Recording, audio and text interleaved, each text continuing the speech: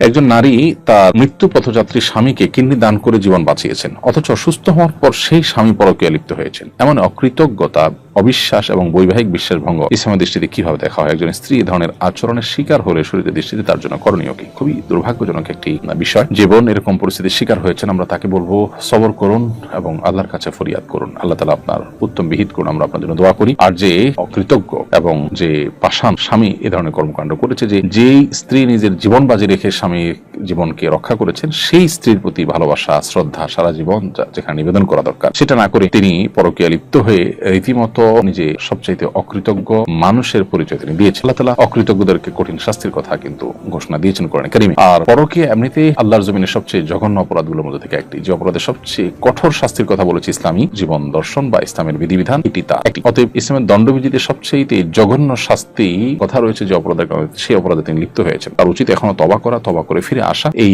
নারী যিনি তার নিজের কিডনি দিয়ে স্বামীর জীবন বাঁচিয়েছে, তার বদদোয়াই তাকে ধ্বংস করে দিতে পারে। সাময়িক সে হয়তো আনন্দ ফুর্তির মধ্যে আছে, কিন্তু অচিরেই তাকে স্পর্শ করবে তার এই কর্মের করুণ পরিণতি। আমরা আশা করবো তার সম্বিত ফিরে আসবে। আর বোনকে বলবো, আপনি ধৈর্য ধারণ করুন। পৃথিবীতে কেউ কাউকে আসলে ঠকাতে পারে না, যে ঠকায় সে নিজেই ঠকে যায়। আল্লাহর কাছে আপনি কড়াই গণ্ডায় সবকিছু বুঝে পাবেন ইনশাআল্লাহ তাআলা।